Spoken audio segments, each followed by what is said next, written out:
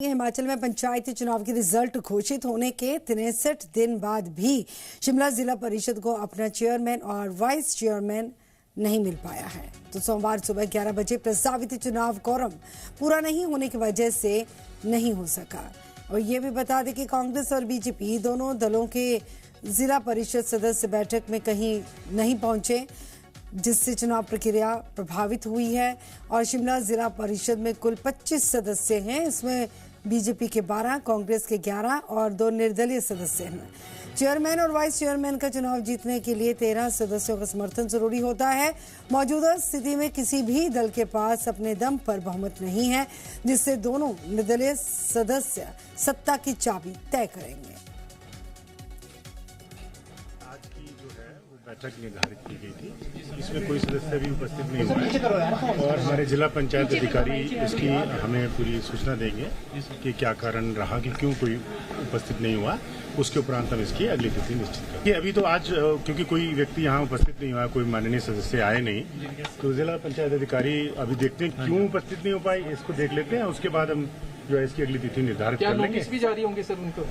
Notice तो अगली meeting में पार्टिसिपेशन का जारी होगा। ये नियम तो यही कहते हैं कि अभी पहली बैठक होती है उसमें 2/3 का कोरम होता है और जो नेक्स्ट मीटिंग होती है उसमें 50% का कोरम होता है। तो नेक्स्ट मीटिंग है वो जो फिक्स की जाएगी उसमें 50% का कोरम होगा। हिमाचल के उप मुख्यमंत्री मुकेश अग्निहोत्री ने सोमवार को ISBT ऊना से नई इलेक्ट्रिक बसों को हरी झंडी दिखाई और रवाना किया। और इसी मौके पर उन्होंने ऊना को बड़ी सौगात दी। सरकार ने ऊना के लिए 50 इलेक्ट्रिक बसें देने का फैसला किया और इससे पहले खरोली से बसों का संचालन शुरू कर दिया गया था और अब ऊना से भी इन बसों की शुरुआत कर दी गई है। डिप्टी सीएम ने बताया कि हमीरपुर संसदीय क्षेत्र के लिए कुल 125 इलेक्ट्रिक बसें उपलब्ध करवाई गई हैं। इनमें ऊना को 50, हमीरपुर को 35, देहरा को 10, बिलासपुर को 20 और नालागढ़ को 15 बसें दी गई हैं। उन्होंने ये भी कहा कि इन बसों के संचालन से ग्रामीण क्षेत्रों तक बेहतर, सुरक्षित और पर्यावरण अनुकूल परिवहन सुविधा उपलब्ध होगी तथा ट्रैफिक व्यवस्था भी अधिक सुचारू बनेगी। इलेक्ट्रिक बसों के संचालन को ध्यान में रखते हुए ऊना बस अड्डे पर 2 चार्जिंग स्टेशन स्थापित किए गए हैं और इसके अलावा रामपुर, हरोली, दुलेहड़ और अंब में भी चार्जिंग स्टेशन स्थापित किए गए हैं। हमारी सरकार बनी थी तब घोषणा की गई थी कि हम प्रदेश में एनवायरनमेंट फ्रेंडली जो है ट्रैफिक और बसेस का बंदोबस्त करेंगे। तो वो समय आ गया कि अब हमने 300 के आसपास बसें यहाँ पे शुरू की हैं और ऊना जिला के लिए एक विशेष सौगात है कि यहाँ पे हमने 50 बसेज देने का फैसला किया है। ऊना जो हमारा डिपो है वहाँ से बसेज का संचालन हो रहा है। गुलाबों से सजेगा शिमला महापौर के शुरू किया एक अभियान का आगाज जो किया गया है। शहर में गुलाब की 500 कलमें रोपी जाएंगी। नगर निगम अब राजधानी शिमला को सुंदर बनाने की कवायद में जुटा है और इसी कड़ी में शिमला शहर को गुलाबों से सजाने की तैयारी भी की गई है। शिमला नगर निगम महापौर सुरेश चौहान ने शहर के कई हिस्सों में बड़े स्तर पर गुलाब लगाने की पहल की है और इसी मुहिम के तहत अगले 5 दिनों में शहर के भीतर करीब 500 कलमों के जरिए गुलाब रोपे जाएंगे। और इसके साथ ही महापौर ने शिमला में पौधारोपण अभियान चलाने की भी बात कही है और आम लोगों से भी पौधे रोपने की अपील की है।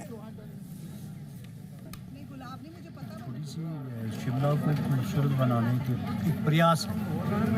गुलाब की कलमें लाए थे हम कहीं से, मैं अपने गांव से लाया था, जिसको लेकर के हम विभिन्न जगहों में लगाना चाहते हैं।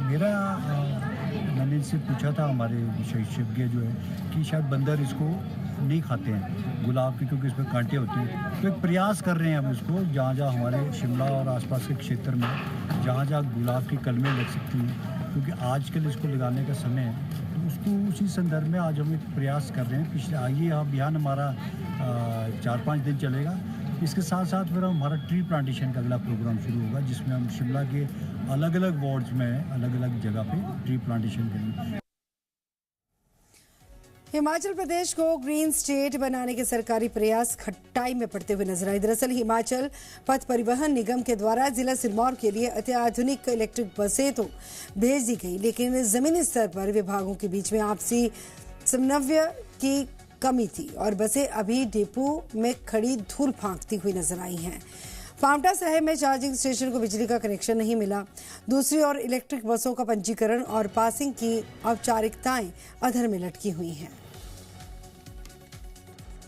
इलेक्ट्रिक बसें भी आनी शुरू हो गई है। अब कोटा में जो है इलेक्ट्रिक चार्जिंग पॉइंट लगा दिया गया है। इसके बाद हमारी तुरंत हमारे जो है ना ये इलेक्ट्रिक बसें शुरू हो जाएगी। इसको लगभग 1 महीना हो गया सर अप्लाई करते, और विंडो अभी लगना है। इसके लिए जो हमारा विंडो लग जाएगा और उसके बाद हम इलेक्ट्रिक बसों का आ जाएगी और उसके बाद पेट्रोल बस की आवाजाही शुरू हो जाएगी। इसका फायदा ये है इलेक्ट्रिक बसें नजदीक लोगों में कवर करेंगी, जैसे वगैरह है कोई लोग जितने भी रूट है सुविधा मिलेगी उनको इलेक्ट्रिक बसों द्वारा, और ये बहुत से नए बसें नहीं हुआ।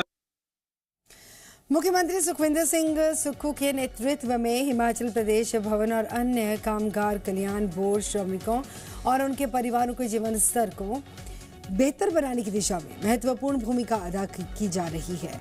प्रदेश सरकार ने कामगार कल्याण बोर्ड के माध्यम से संचालित विभिन्न जन कल्याणकारी योजनाओं से न केवल श्रमिक परिवारों को आर्थिक एवं सामाजिक सुरक्षा सुनिश्चित की गई है, बल्कि परिवारों का सशक्तिकरण भी हो रहा है। इसका नतीजा है कि अब श्रमिक परिवार न केवल आर्थिक सामाजिक दृष्टि से मजबूत हो रहे हैं, बल्कि शिक्षा सहायता योजना के माध्यम से इन परिवारों के बच्चे MBBS, MSc, MCom, BSc, BBA जैसी व्यवसायिक एवं उच्च शिक्षा प्राप्त कर अपने उज्जवल भविष्य का निर्माण कर रहे हैं। मेहनत मजदूरी जो है हम मतलब लगभग 35-40 साल से जो है ये कार्य कर रहे हैं, और ये कार्य जो हम कर रहे हैं पेंट का ही करते हैं शुरू से। बाकी 2013 से जो है कल्याण बोर्ड से हम जुड़े हैं और इसमें जो है काफ़ी बेनिफिट मिल रहे हैं। जैसे इसमें बच्चों के लिए स्कॉलरशिप जो मुझे मिली है बच्चों के लिए, बाकी शादी के लिए जो है मुझे पैसे मिले 52,000 मिला, और स्कॉलरशिप जो है स्टार्टिंग से जैसे 8400 रुपये मिलते हैं वो भी मुझे मिले, चाहे चेक के द्वारा मिले चाहे नगद पैसे मिले। ये सरकार को मैं धन्यवाद करता हूँ कि ये सुविधा जो है कल्याण बोर्ड हमें दे रहा है। तो मैं कल्याण बोर्ड जो है हमारे को ये बेनिफिट दे रहे हैं, तो ये किसी के माध्यम जो है कल्याण बोर्ड के साथ हम जुड़े, और मैं सरकार का भी धन्यवाद करता हूँ कि ये बेनिफिट जो है हमारे को मिल रहे हैं। मैं 25 सालों से लगभग मजदूरी का काम कर रहा हूँ। मेरे बच्चे एक MSc की है, बेटी ने एक MBBS कर रही है, दूसरा बच्चे ने BSc की है, और बोर्ड की कामगार बोर्ड की तरफ से मुझे छोटी पढ़ाई के लिए बच्चों के लिए बहुत ज़्यादा हेल्प मिली है। और अब एक बेटी मेरी MBBS कर रही है, उसके लिए इस वर्ष ही 1,20,000 मिले और दूसरी के लिए 60,000 मिले। इसलिए कामगार बोर्ड की तरफ से जो पैसे मिले और सरकार ने जो मुख्यमंत्री सुक्खू जी ने दिलाए, और धरवाणी जी का और सुक्खू जी का मैं हार्दिक दिल से बहुत बहुत धन्यवाद देता हूं। प्रदेश के सभी जिलों में नशा मुक्ति केंद्रों का औचक निरीक्षण कर उपचाराधीन मरीजों को सुविधाएं जो दी जा रही हैं उनका जायजा लिया गया। हिमाचल प्रदेश नशा निवारण बोर्ड के संयोजक ने बताया कि औचक निरीक्षण अभियान की शुरुआत जिला हमीरपुर के नशा मुक्ति केंद्रों से की गई है, और इन केंद्रों में जाकर सुविधाओं और व्यवस्थाओं का निरीक्षण किया गया है कि कई नशा मुक्ति जो केंद्र है काफ़ी कमियां हैं उनमें, जिन्हें जल्द दूर किए जाने के लिए सख्त हिदायतें भी जारी कर दी गई हैं। नशा मुक्ति केंद्रों में पाई जा रही कमियों के अलावा अन्य व्यवस्थाओं के विशेष रिपोर्ट जो है वो भी तैयार की जा रही है, जिसे जल्द ही BOD की मीटिंग में मुख्यमंत्री सुखविंदर सिंह सुक्खू के समक्ष रखा जाएगा। पहले से ही कड़े दिशा निर्देश हैं कि कोई भी ऐसी घटना वहां पर ना घटे, और अगर ऐसी कोई घटना घटती है तो उसके खिलाफ जो है कानूनी जो कार्रवाई है वो प्रशासन करता है, और उसके विरुद्ध जो है वो एक कड़ी कार्रवाई जो है प्रशासन के माध्यम से की जाती है। और अगर हमें जिस तरह से हम निरीक्षण कर रहे हैं, औचक निरीक्षण कर रहे हैं और समीक्षा कर रहे हैं पॉलिसी की, अगर उसमें अमेंडमेंट करने की बात होगी तो वो भी हमारी जो बीओडी की मीटिंग होगी, बैठक होगी, उसमें लेकर जाएंगे और माननीय मुख्यमंत्री की अध्यक्षता में जो बैठक होने जा रही है उसमें हम लोग उस जो समीक्षा होगी और जो भी हमें सजेशंस आएंगी बोर्ड को, वो वहां पर रखी जाएंगी और जहां जहां बदलाव करने की जरूरत होगी उसमें बदलाव किया जाएगा। हिमाचल पुलिस भर्ती में आयु सीमा को लेकर मंडी के युवाओं ने प्रदेश सरकार के खिलाफ नाराजगी व्यक्त की है। युवाओं का इल्जाम है कि 6 जुलाई को भर्ती अधिसूचना जारी होने के बावजूद आयु की गणना 1 जनवरी 2026 से करने के कारण कई पात्र अभ्यर्थी आवेदन से वंचित रह गए। उन्होंने सरकार से एक मुश्त आयु छूट दिए जाने की मांग की और कहा कि युवाओं के भविष्य से खिलवाड़ नहीं होना चाहिए और सरकार को इस फैसले पर तत्काल पुनर्विचार करना चाहिए। 6 जुलाई से लेके 1 जनवरी के बीच में जो बच्चे 18 साल के हो चुके हैं वो हमारे बच्चे कहाँ जाएंगे? जो रात दिन वो बच्चे 2 साल से रात दिन सड़कों में भाग रहे हैं, पसीना बहा रहे हैं, रात दिन इस भर्ती की तैयारी के लिए जुटे थे। उनका जो डेट ऑफ बर्थ है, किसी का जनवरी है, किसी का मंथ जो है, किसी का जनवरी फेब ऐसे लेके जून तक है। अब ये बच्चे सारे 18 साल के हो चुके हैं, बट कट ऑफ 1 जनवरी 2026 है। 2026 से पहले जो बच्चा 18 साल का हुआ है वही आवेदन कर सकता है। क्राइटेरिया 18 से 23 साल का भर्ती का है। आपको क्राइटेरिया फिर आगे से 18.5 से लेकर 24 साल करना चाहिए। अपने बच्चों के 6 महीने खत्म कर दिए, लाइफ के 6 महीने खत्म कर लिए। ये बच्चे सरकार की तरफ देख रहे हैं कि सरकार हमारे लिए कुछ करेगी। आपने 6 महीने जो बच्चों के मुफ्त के खत्म कर दिए इनकी लाइफ के, अब ये बच्चे कहाँ जाएंगे? लगातार बारिश के चलते राष्ट्रीय राजमार्ग 707 की अगर बात की जाए तो बार बार बाधित हो रहा है। NH पर सोमवार को भी कई जगहों पर मलबा गिरा, जिसकी वजह से सड़क मार्ग कई घंटों तक बंद रहा और सबसे अधिक मलबा सतौन के पास 2.5 मील पर आया, जहां पर कीचड़ नुमा मलबे की वजह से वाहन आगे नहीं बढ़ पाए, जिसकी वजह से यहां पर वाहनों की लंबी लंबी कतारें देखने को मिली। लोगों को अपने वाहनों के साथ कई घंटों तक इंतजार करना पड़ा। वहीं इतना ही नहीं, सड़क बंद होने की वजह से तो एम्बुलेंस भी जाम में फंसी रही। विभाग और कंपनियों को बार बार सूचित किए गए जाने के बावजूद जो है 3 घंटे बाद वहां पर कोई मशीन पहुंची। उसके बाद सड़क रिस्टोर किए जाने का काम शुरू करना पड़ा। पहाड़ खिसकने की ये तस्वीरें डाबरा के पास की बताई गई हैं, जहां पर बारिश की वजह से गीली मिट्टी और मलबा पेड़ के साथ अचानक से NH पर आ गिरा। हालांकि अधिक मलबा नहीं होने की वजह से कुछ ही घंटों में यहां पर सड़क मार्ग को ठीक कर दिया गया।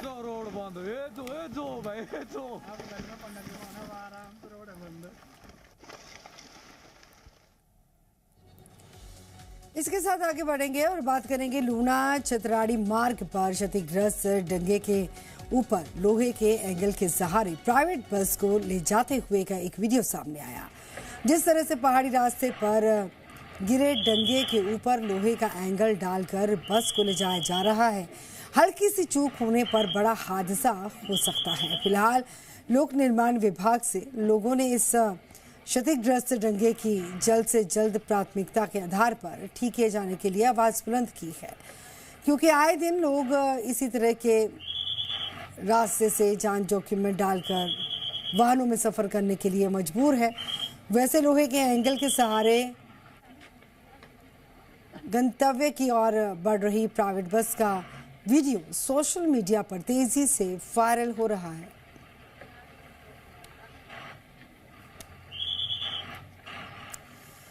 हमीरपुर पुलिस के लिए गर्व का अवसर रहा जब पुलिस अधीक्षक कार्यालय में आयोजित एक सम्मान समारोह के दौरान पीओ सेल के पुलिस कर्मचारी हेड कांस्टेबल रवि ठाकुर को वर्ष 2023 के डीजी डिस्क अवार्ड से सम्मानित किया गया। पुलिस अधीक्षक बलबीर सिंह ठाकुर ने उन्हें डीजी डिस्क पहनाकर सम्मानित किया। पुलिस विभाग में बेहतर कार्य करने वाले कर्मचारियों को सम्मानित करना बेहद ज़रूरी है, क्योंकि इससे उनका मनोबल बढ़ता है और वे भविष्य में भी पूरी लगन, ईमानदारी और अपनी जिम्मेदारियों का निर्वहन करने के लिए प्रेरित होते हैं।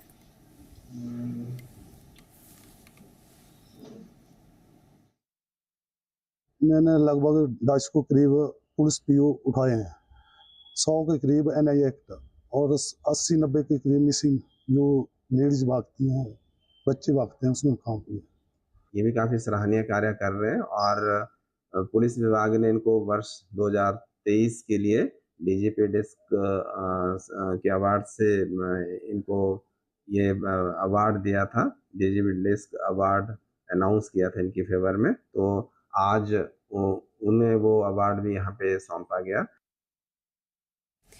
और इसी के साथ आगे बढ़ेंगे और बात करेंगे कुल्लू के निरमंड उपमंडल से खबर, जहां पर पांकवा गांव में लगातार हो रही मूसलाधार बारिश ने भारी तबाही मचाई है। भूस्खलन से राजकीय प्राथमिक विद्यालय भवन क्षतिग्रस्त हुआ, जबकि बागबानों को भी लाखों रुपयों का नुकसान झेलना पड़ा। ग्राम पंचायत बाड़ी के पांकवा गांव में वर्ष 1993 में बना राजकीय प्राथमिक विद्यालय भूस्खलन की चपेट में आकर क्षतिग्रस्त हो गया और भवन के भीतर बच्चों का शैक्षणिक रिकॉर्ड और ज़रूरी दस्तावेज फंसे हुए हैं, लेकिन भवन के कभी भी गिरने की आशंका की वजह से उन्हें बाहर निकालना संभव नहीं हो पा रहा। भारी बारिश से करीब 500 से अधिक सेब के पौधे नष्ट हो चुके हैं। कई गौशालाएं भी क्षतिग्रस्त हुई हैं। प्रशासन से तत्काल सर्वे, उचित मुआवजा, विद्यालय के पुनर्निर्माण, बच्चों की पढ़ाई के लिए वैकल्पिक व्यवस्था और प्रभावित परिवारों के पुनर्वास की मांग की गई है।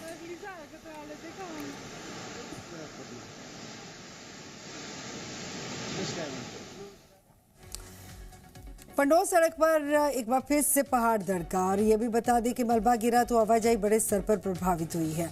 मंडी जिले की गोहर पंडोल सड़क पर एक बार फिर से भूस्खलन की स्थिति पैदा हुई। पहाड़ी से भारी मात्रा में मलबा सड़क पर आ गिरा, जिस वजह से रास्ते पर वाहनों की आवाजाही बड़े स्तर पर प्रभावित हुई। रोजाना सड़क बंद होने से स्थानीय लोगों को परेशानी का सामना करने के लिए मजबूर होना पड़ा है।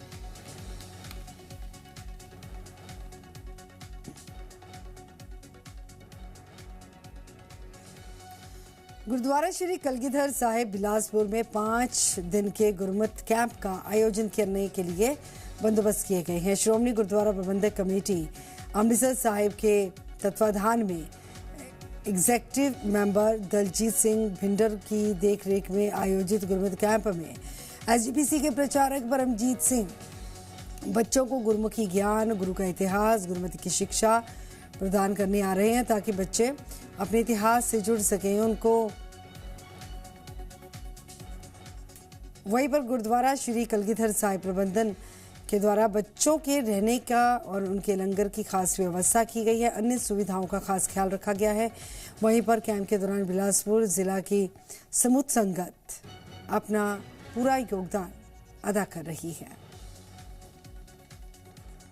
अर्ली मॉर्निंग देखिए जो हमारा डिस्ट्रिक्ट चंबा है, कांगड़ा, मंडी, ऊना और बिलासपुर इसके आसपास क्षेत्रों में क्लाउडिंग छाई हुई है तथा डिस्ट्रिक्ट सिरमौर में भी बारिश का दौर अभी जारी है। तो ओवरऑल अभी आज 3 अगस्त से लेके 7 अगस्त तक संभावना है कि पूरे प्रदेश में ही कई क्षेत्रों में बारिश देखने को मिलेगी। साथ में 8 और 9 अगस्त को जो हमारे मध्यवर्ती डिस्ट्रिक्ट हैं और जुम्मेदार डिस्ट्रिक्ट वहाँ पे मानसून का जो बारिश है वो जारी रहेगी। तो ओवरऑल अभी मानसून 5-6 दिन तक सक्रिय रहेगा। तो इस वक्त की बड़ी खबर है, जल्द शुरू होगा ऐतिहासिक परशुराम मंदिर का जीर्णोद्धार कार्य।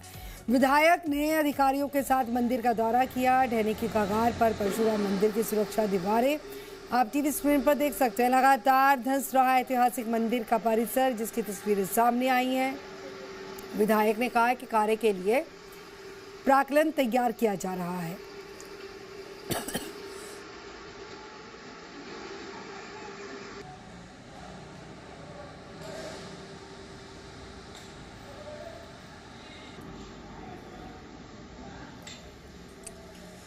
तो एक बार फिर से बता दें कि जल्द ही ऐतिहासिक परशुराम मंदिर का जीर्णोद्धार का कार्य जो है वो शुरू होगा। विधायक ने अधिकारियों के साथ मंदिर का दौरा किया और ढहने की कगार पर परशुराम मंदिर जिसकी सुरक्षा दीवारों को लेकर फिलहाल आप टीवी स्क्रीन पर जो तस्वीरें देख सकते हैं ये तस्वीरें हैं। गुरुद्वारा श्री कलगीधर बिलासपुर में 5 दिन के गुरमत कैंप का आयोजन किया जा रहा है और श्रोमणी गुरुद्वारा प्रबंधक कमेटी अमृतसर साहिब के तत्वाधान में एग्जीक्यूटिव मेंबर जो हैं दलजीत सिंह भिंडर, उनकी देखरेख में ये गुरमत कैंप का आयोजन किया जा रहा है और एसजीपीसी के प्रचारक परमजीत सिंह बच्चों को गुरमुखी ज्ञान, गुरु का इतिहास, गुरमत की शिक्षा प्रदान कर रहे हैं ताकि बच्चे अपने इतिहास से जुड़ सकें और उनको जान सकें। वहीं पर गुरुद्वारा श्री कलगीधर साहिब प्रबंधन कमेटी के द्वारा बच्चों के रहने का, लंगर की खास व्यवस्था की गई है। बाकी सभी सुविधाओं को ध्यान में रखा गया है और ये भी बता दें कि यहाँ पर कैंप के दौरान बिलासपुर जिले की संगत भी अपना पूरा योगदान डाल रही है।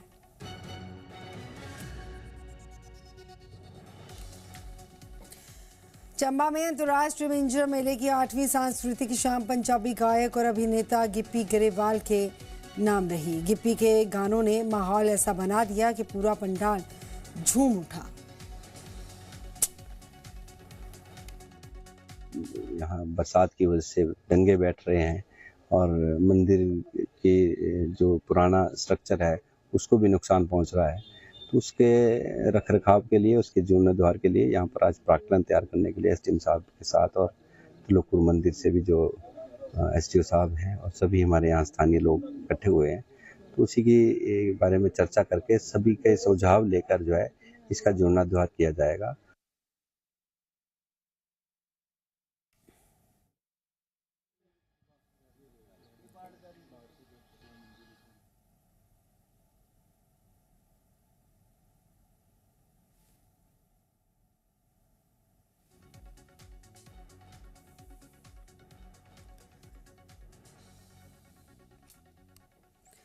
अब बात करेंगे सिरमौर जिले के नाहन पहुंची कलश वंदन यात्रा। 11,000 कलशों में देश भर के मंदिरों में पहुंचाई जा रही है काशी की माटी।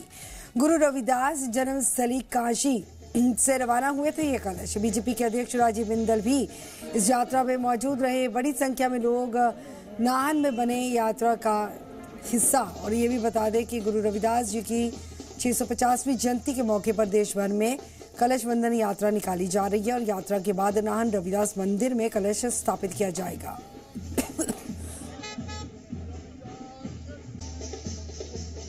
ये रथ यात्रा काशी से ऊना पहुंची और ऊना से माजरा, पांवटा साहब और अब नाहन में ये यात्रा पहुंची। सावन के पहले सोमवार पर शिवालयों में आस्था उमड़ी और ये भी बता दें कि शिमला में भी भक्तों की भारी भीड़ देखने को मिली। सावन के पहले सोमवार के मौके पर आज देश भर में, हिमाचल के अलावा राजधानी शिमला में भी भगवान शिव शंकर के मंदिरों में भक्तों की भारी भीड़ देखने को मिली।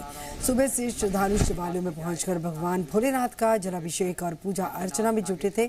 और ये भी बता दें कि शिमला के प्राचीन शिव मंदिर में भी भक्तों की विशेष आस्था देखने को मिल रही है। इस मंदिर की खासियत यहाँ पर स्थापित 12 ज्योतिर्लिंगों के प्रतिरूप हैं। श्रद्धालुओं को एक ही स्थान पर सभी 12 ज्योतिर्लिंगों के दर्शन किए जाने का अवसर मिलता है। सावन सोमवार पर मंदिर में विशेष पूजा अर्चना और अभिषेक किया जा रहा है। मान्यता है कि सावन का महीना भगवान शिव शंकर को समर्पित है और सोमवार के दिन महादेव की पूजा का विशेष महत्व होता है। भक्त भगवान शिव शंकर को जल, दूध और बेल पत्र समर्पित करते हैं और सुख, समृद्धि और परिवार की खुशहाली की कामना कर रहे हैं। मंदिर परिसर में हर हर महादेव और बम बम भोले के जयकारों से माहौल भक्तिमय बना हुआ है। नजर आ रही है, भक्त सुबह से आकर नारा दिया जाता है। सावन का पहला सोमवार और देश भर के मंदिरों में शिव भक्तों की भीड़ लगी हुई है। जिले की टीम मौजूद है शिमला के ऐतिहासिक शिव मंदिर में और आपको नजर आ रहा होगा भक्तों का तांता लगा हुआ है। सुबह से ही भक्त जलाभिषेक और रुद्राभिषेक करने के लिए यहाँ मंदिर पर पहुँच रहे हैं। शिमला का प्राचीन मंदिर है और यहाँ की विशेष बात यह है कि यहाँ आपको तमाम 12 ज्योतिर्लिंगों के दर्शन एक साथ हो जाते हैं। जिन ज्योतिर्लिंगों के दर्शन के लिए आपको देश भर का भ्रमण करना पड़ता है, उनके प्रतिरूप यहाँ पर स्थापित किए गए हैं।